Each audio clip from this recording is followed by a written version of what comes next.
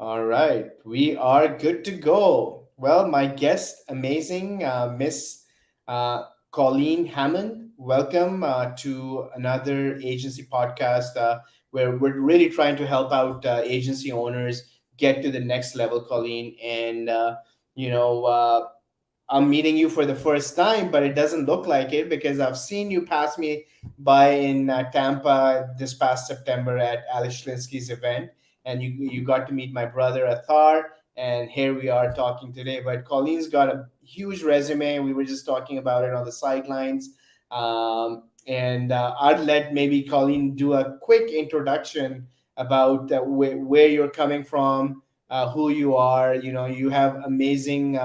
Credentials you bring to us from the broadcasting world, which is really, really important. And we're really going to be focusing on the executive presence that's so important in this day and age. So, Colleen, over to you and give us a brief introduction about yourself, please. Yeah, I guess my background is mostly I started modeling and acting when I was 14. So I learned right away, the importance of what you wear, how you look, how you present yourself, that type of stuff. I actually went to college for business and chemistry and psychology. Mm. I came out with those degrees. But I started working in television and before I ended up going off and doing anything else. And so ended up my television career, I was doing work at the Weather Channel, I was at CNN, and I was negotiating to take Willard Scott's place, if anybody remembers who he is, at the Today Show. And if you don't remember Okay. who he is, Al Roker got my job because I ended up getting pregnant and Mm. decided to be a stay-at-home mom. And then I started running businesses from my home. And so while I was raising a family, I was always running businesses as well. So my entire career has been around personal branding and presence, but I've bought and sold a lot of businesses and worked in a lot of corporate environments and run my own businesses. So I also do mergers and acquisitions, and I'm also a business consultant. So it all kind of ties together in a really interesting little bow. But yeah, it's That's amazing. Well, yeah, what a resume. And I guess you're not new to being in, because like us, and especially like post COVID or during COVID, like everything, it seems like I've been running my digital marketing agency, Colleen, since 2008 in Calgary, Canada. And this on-camera thing is still brand new to me. Like, since the COVID hit, everybody, like, I'm trying to use a high definition camera right now and all of that stuff. But your experience is what I really want to highlight today, because we're as agency owners, we're trying, and most of us are running remote teams. Our all teams are not at the same office. We're all usually working from different locations around the world. And then our clients are also spread out across the US and Canada in most cases. And so the etiquettes of being in front of the camera, sometimes, even though we're digital marketers, we do great marketing and stuff like that, but being on camera, it's sort of a new thing for us. Like, talk to me a little bit about that. Like, how important is it in today's day and age to be presenting yourself properly in front of potential clients or even your current clients? yeah. The thing is that people will make an assessment. We won't say they judge. We will say people can make an assessment of us within less than 1 second. It's in point two of a second. Wow. So 2/10 of a second, someone determines whether or not they trust us. So so if we're in person, they pick up these gut feelings about other people. Why, we do it too. I mean, we just kind of like, I don't know what it is about that person. I'm just not comfortable with them. Or there's something about that person I really, really like. And we don't know what it Mm, is. We can't put our finger on it. It's just we make mm, subconscious assessments. And it could mm, be that that person reminds us of somebody that we met when we were 9 that we didn't like, mm, that treated us, mm, so we may mm, not even know why. So there's so many things that we can do to immediately get the sense of being comfortable around someone. And mm. eye contact is one of the most important things. So it feels uncomfortable looking in the camera all the time because we want Yeah. to monitor and see who we're talking with because we're people. We like to look at other And people's. I see you're doing a great job at that. I'm still struggling with that. I've done so many episodes, but I still struggle with that because my camera's up here. I'm looking at the screen. Like, how do you do that? Well, for me, I'm used to always looking at the camera. But in my personal setup here, I mean, I do have a ring light there. See there's my ring Hmm. light. I'll tell But you I about can't see that. I can't see the ring light in your you can see it near glasses. my glasses. But that's the other thing, real quick sidebar. When you're wearing, if you wear glasses, you don't wear them down on your ear like you normally would, because if my Mm. glasses were down in my ear, this is what it would be, right? There you go, guys. There's a value bomb right there. Yeah, First one of many you want coming. to be able to see somebody's eyes, right? Hmm. So when you put your glasses on, you put them above your ear this way, not that high. I'm just exaggerating for purpose, but that Hmm. way the glass part of your glasses is pointing down and it's not going to pick up the reflection. So I can move my head around and you're not Hmm. going to see the ring lights unless I go way back like that. So Amazing. Amazing. so eye contact is one thing that's really super important. And All right. I actually have a teleprompter on mine. Teleprompters, you can get them online on Amazon for less Hmm. than $100. So what I'll do is I'll take not this iPad, because this is an iPad I use for something else. But if you take an iPad and you can put it up on the teleprompter, you can, or an iPad, you can also get like little monitors. I think they're $50, and you Hmm. connect it to your computer or your other monitor, and that way Hmm. it's up there. And so you can actually see your Zoom call that's on the teleprompter right in front of your camera lens. So Hmm. the camera can't see it because it's so close to the camera, but you can see the reflection of it that's on the teleprompter. So that way Okay. you can maintain eye contact that way. And so for probably less than $150, you're comfortable because you can see the other person. Because if you know, as an agency owner, if you're on the call with Yeah. a client, you want to see their facial reaction. You want to see how Hmm. they're responding to something that you've said. Hmm. And if Hmm. you're like this, they don't try, it's like, wait a minute, why aren't they looking at me? Yeah. You're always Yeah. looking at the monitor, right? Yeah, But if you're always like I can tell right now that you are like looking right at me. So every time I look at you, even though you're looking, having to look at the screen and I'm not looking at the camera, but right, you're always constantly looking at me. So that's a right, huge difference, right? Because most people are looking at their screens and not where the camera is, right? So that's a big one. So yep. invest in a teleprompter. Is there a particular one you recommend, Colleen? No, not at all. It's just you get a cheap one. It doesn't matter. They'll try to sell you. You can buy them for 300, 3,000. Mm-hmm. Just get go obviously just get one that's got decent ratings, and then get an Hmm. external monitor. I think they're 5.7 inches or 7 inches, something like that. But it doesn't matter because you're not looking at the monitor. The monitor is reflecting on the mirror up above onto the teleprompter, so it'll make it bigger. And then, Gotcha. I also use my iPad for on the teleprompter to read because as a newscaster, when I was working at Hmm. CNN, I can read something and nobody knows I'm reading. So Hmm. yeah, that's using the Interesting. teleprompter. Those are some amazing pro trips. So eye contact being one of them. So that's a huge. So what else, Colleen? And then I think the glasses part is really big because I've seen so many people on calls with the ring lights right in smack dab middle of their eyes, Yep. right there. Yes. There we go. Yeah. So you just switch the angle a little bit. Yep. People won't even know, and you're good to go. Yeah. That's some. Those are some pro tips right there. So what else, Colleen? Like and I understand, right? Like you go into and I totally get what you're saying, that you want to be able to, when you log into that Zoom room, you haven't said a word, and the way you dress up, the way your background looks, how good quality your picture is appearing on that screen, you've already made an impression in front of your client that, look, this person, like Colleen's taking care of herself, she's in a really great environment, so my business is, subconsciously, I'm just thinking that it's going to be in great hands working with a person like Colleen. She's got her act together, right? And that's how we want to appear. So what other things are important when we're turning on our cameras? Your background. Hmm. What is in your background? So my background, very simple. Just have that little, I actually have this corner when I do my podcast and things. I have my logo that's up here. So I have that white wall that's going to, so my logo will look good here. Um, Gotcha. your background, if you have dark hair, like you and I both do, your background should be light. If you Hmm. have, if you're, lighter hair, or some men are, follically challenged, so they may be bald, or Hmm. that type of thing. If you have lighter hair, you're going to want a dark background. So Hmm. light skin, dark hair, light background, light hair, dark background.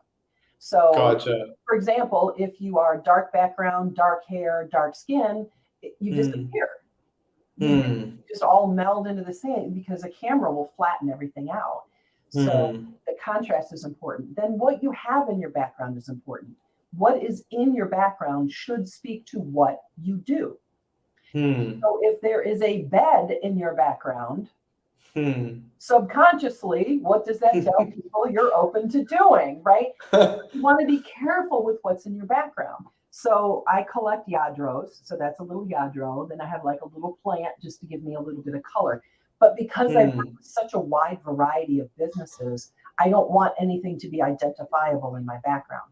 But for Hmm.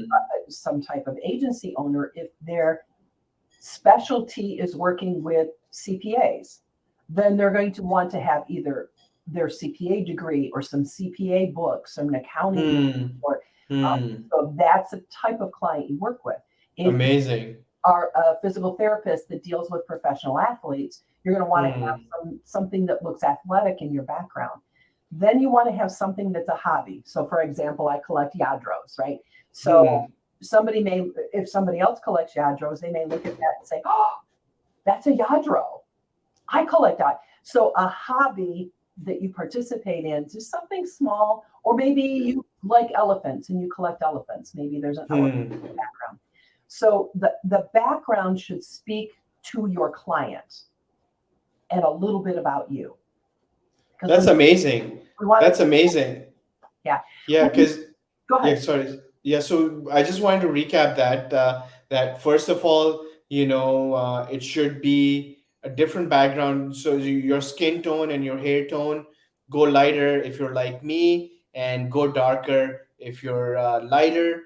So the opposite, so you don't disappear. Simple fact. Don't have too much, but the things you have should talk to you about yourself as a professional. So if you're like you said, a digital marketing agency focusing on CPAs and accountants, let's talk about that a little bit, like with maybe a degree in accounting or a great accounting book or something like that, or your bookshelf. And then, giving it a personal touch, like you are doing, is amazing. Have something unique about yourself, like one of your hobbies. If you're into sports, maybe have a football in the background or something like that. So it's such a simple thing. We don't even think about these things, right? 'Cause we're going through 20 miles, 100 miles an hour for our days. And who's got time to kind of figure these things out? But I'm sure this is going to be very interesting. A lot of people are going to learn a lot of things, Colleen. Thanks for doing this. This is amazing. All Because right. now, So, you think about it, Hollywood, they have people specifically set designers, because the hmm. set will say something about, like, if you go into someone's home, we all know this. If you go into somebody's where they live, Yeah. I think it's a Chinese proverb. If you want to learn about the duck, go to the pond, right? Hmm. So if you want to learn about someone, you see them in their native environment, you go to their home, Hmm. you go to, so this, we were literally are coming from our homes, but we want Hmm. our home to present to our client, to who we're talking about. And Hollywood does that. They have costume designers. We'll talk about clothes next. They have costume designers that will dress characters a specific way to send a message about that person. So when we're on a call, we want to be casual, but we all can't be wearing t-shirts, or we can't be like Steve Jobs always wore like the black turtleneck because he was Steve Jobs. It's kind of one of those things. Hmm. Once you're a billionaire, you can wear whatever you want, right? But until we get to that point, we want a sense of professionalism. Hmm. So I keep things around. Like normally on a day like today, which is why I kept it over here, I just wear a denim jacket or a denim shirt. And that's not really all that professional, you know? Hmm. So I also keep a blazer. So if I'm going to Hmm. hop on a call, I'll take the denim shirt Hmm. off, put the blazer on. put some earrings on, got a bracelet on, I'm set to go. Because Interesting. now if I'm about to get on a Zoom call and I've had a bad hair day, I have my hat that I wear. And it's kind of my Nice. signature hat. Everybody knows my hat, so I can get away with wearing my hat on. So how you present yourself based on what you wear, again, think of Hollywood. They have costume designers that win awards for Hmm. how they come up with these costumes for their characters because what you wear sends a message. So in essence, we really like this whole post-COVID world has turned us all into, self-proclaimed set designers, costume, and we can't afford these people to come in our homes and do that. But we got Colleen helping us out over here with these pro tips because as think of it, it's such an easy thing, but we don't think about these things like have something for a bad hair day, have a blazer right next to your your camera so that when you're jumping on that call you should look professional. And the environment that we just talked about, right? So the set designing part, like your background and the things that you have in the background, that it should really talk and send a message to the potential client or the client that you're talking to so that they can feel comfortable and we can put them at ease by just not even speaking a word, just by how we dress up and what's in our background and how we appear on the camera. That's such an insightful thing, Colleen. What about in terms of we talked a little bit about costume and what we wear on the calls and things like that. Maybe touch a little bit more on that, like for a digital marketing agency owner, a lot of us are really laid back and like usually we're working in hoodies and things like that. Like should we be changing that when we're going on call, or should we upping our game in terms of how we dress up? Does that matter at all? I know it matters, but like to what extent? It also depends, I think, on your clientele. So if you're dealing with, if your clientele is more laid back and you show up in a blazer and a tie and, Hmm. cufflinks and a waistcoat Hmm. or vest, Hmm. you look pretentious, and that's Hmm. not going to make somebody comfortable. So there's a sense of authenticity that you want to Hmm. bring, but also I think if your background is professional, then if you are wearing a rep stack, t-shirt or sweater or hoodie, that's Hmm. okay as long as everything, your lighting looks good, your Hmm. background looks professional, your camera angle is good. I don't want to be picking up Hmm. your nose hairs. That also sends a message too, because if your camera, so my camera is a little bit above eye level. Okay. So I don't want to be too low where I'm like looking up at the camera, but so the camera should be a little bit above eye level, because if it's Hmm. below eye level, two things happen. First of all, it's not a normal angle of the face. But secondly, you give the impression that you're looking down on someone. So if Hmm. my camera was real low and I'm looking down on you, Hmm. it's a subconscious body language issue where you think you're better than me, you're looking down on me. Again, a lot of this is so subconscious we don't even think about it. So the camera Yeah. angle should be at eye level or above, and also it Yeah. should be far enough away from you. So I have a Logitech. I'm just using a Logitech, just I don't know, Pro. I know I've had it forever. And Okay. it comes with controls. So you can open the little control thing and zoom in. My camera is 4 or 5 feet away from me. The Nice. closer your camera is to you, the more distorted your features are. So the other thing Hmm. about a camera is whatever's closest to the camera is going to look big. So this is my hand that's at my face, right? So Hmm. the closer my hand gets to the camera, the bigger my hand looks. Yeah. Now it's like way bigger than my face and my head because the cameras will flatten things out. But the further Hmm. away it is, now look how small it is. Hmm. So when you get really, if your camera is really close to your face, what portion of your face is closest to the camera? It's your nose. So it makes your nose look massive. It just distorts all the features of your face the closer the camera is.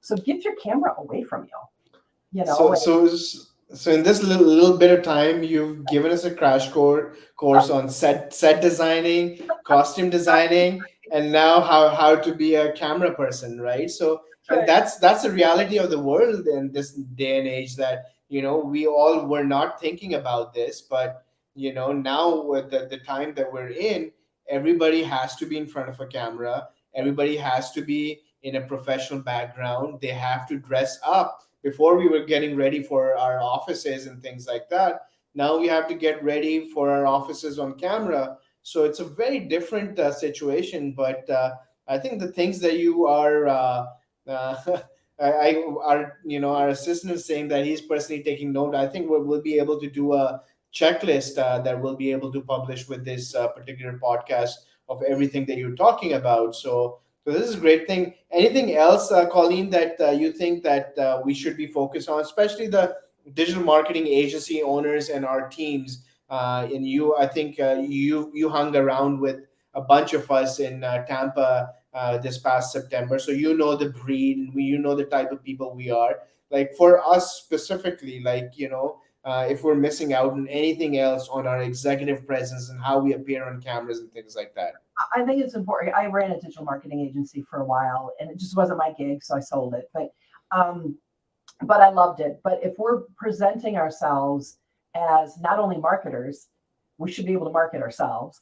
Hmm. And also, if we're digital, we're in the digital space. We're talking a lot about Hmm. social media. What's huge on social media right now? Video, video, video. Right? Hmm. Everybody better be doing YouTube Shorts, for heaven's sakes. That's where Hmm. it is right now.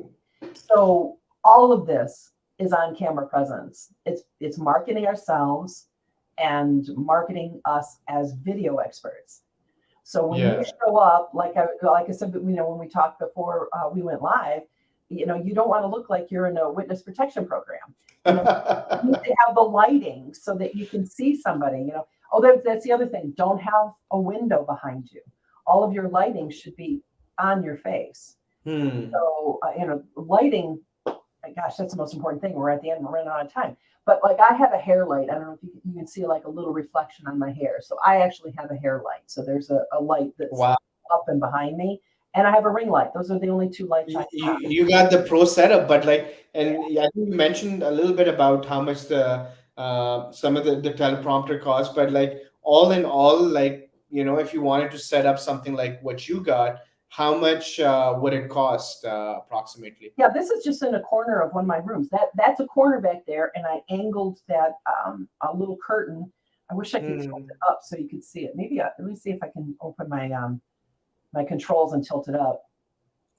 Oh, good, I can. Okay. So yeah, see that? There you go. Okay. And then that's a Okay. box light. So I just have a big light over there. So that's your hair light. That's my hair light.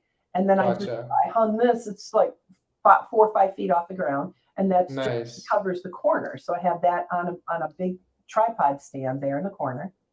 Um, Nice. and then I have an 18-inch ring light. So I think that tripod plus the box light with the soft Hmm. box light, I don't know, that was probably $40. I had Hmm. just a regular 18-inch ring light that was so really you can do a nice setup here at my desk at my computer for under $500. And Yeah. anytime somebody literally it's I have one plug over here. So I plug when I'm about to go live, I plug in. Otherwise, this is what it looks like, right? Oh, there's a Nice. little Himalayan salt lamp back there. So that's what that little orange glow is. Okay. So Okay. it's just a matter of one plug. My hair light goes on, my ring light goes on, my teleprompter turns on, my little Nice. prompter, my monitor that's on the teleprompter, that turns on. It hasn't booted back up yet, but it will in a minute. So everything is on one plug. So So you don't really have to go all out and spend thousands and thousands of dollars on equipment. Like you said, you're using like a few years old camera, a simple Logitech, and you I just do there have a nice microphone. microphone. Yeah, Gotcha. that's the other thing. So I think audio is probably, I would spend more, and I did, much more money on a microphone, and then I have a boom arm.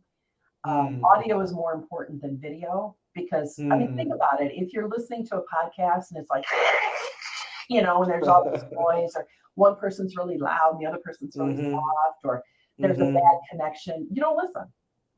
So Mm-hmm. audio, I would spend, I think this is an AT 2020 microphone. I think it was $150. The boom arm was probably $50. It just clamps to my desk. Um, and then the rest. Okay. But people will tell you, I mean, there was a company out there charging $50,000. We'll come on and set up a Yeah, studio. I have friends who spend like $5,000 to $10,000 just to set up their home studios and things like that. And like, to be honest, like you are doing a phenomenal job just sitting in that corner with a, around $500 setup, right? Like that $5,000 setup, like focusing on the way you dress up, focusing on what's in your background, focusing really on the nuances, and and strategically spending money extra on, like you said, on your audio equipment instead of the cameras and things like that, because I've seen people after that $10,000, it still looks like crap.